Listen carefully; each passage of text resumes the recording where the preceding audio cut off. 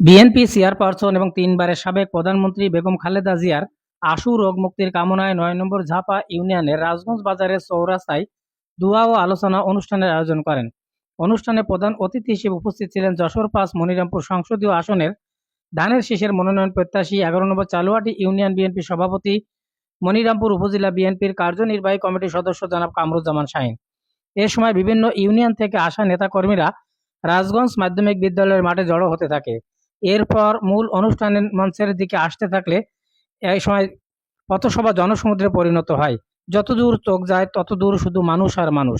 এ সময় কামরুজ্জামান শাহীন তার বক্তব্যে বলেন, আজ রাজগঞ্জ বাজারে গণমিছিল হওয়ার কথা ছিল, আমরা আজ সেই মিছিল করতে পারি না। আমার নেত্রী অসুস্থ আর আমরা আনন্দ মিছিল করব সেটি হতে পারে না। এ সময় তিনি বেগম খালেদা জিয়ার জন্য দোয়া কামনা করেন। আমার দলের চেয়ারপারসন মৃত্যু সামনে করে আছে, আমরা ওরা মহিলা মাগফিরাত কামনা করে আমরা দোয়া করব। পাশাপাশি আজকে যে মনিরামপুরে যে রাজগঞ্জ বাজারে গণমিছিল যেভাবে হওয়ার কথা ছিল, আমরা আনন্দে শহীদ করতে পারি নাই।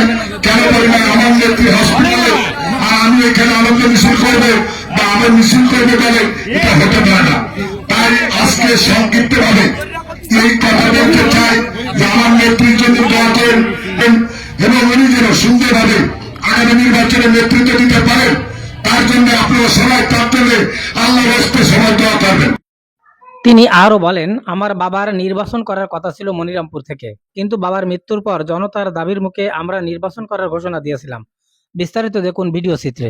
আমি কিন্তু আমার বাবার মৃত্যুর খবর পেয়ে আমি যখন এই বিভিন্ন ইউনিয়নে মিলাদ তহবিলে গেছিলাম, সবার একটা কথা, মা বোনদের কথা, ভাই বোনদের কথা, বাবাদের কথা, যে শাহীন তোমার বাবার স্বপ্ন পূরণ করতে হবে।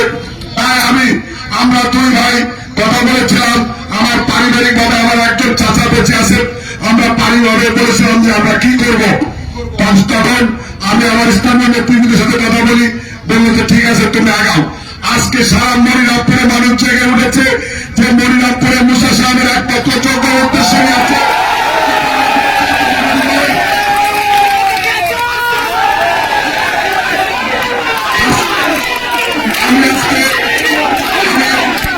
আমি একটি কথা বলতে চাই, শাহীনের পেরে খোলার তলায়, ময়ূরীর পেরে খোলার তলায় মনিরামপুরের মানুষের খোলার আছে, এইটা নির্ণয় করার জন্য আমি আপনাদের সাথে কাজ করতে চাই।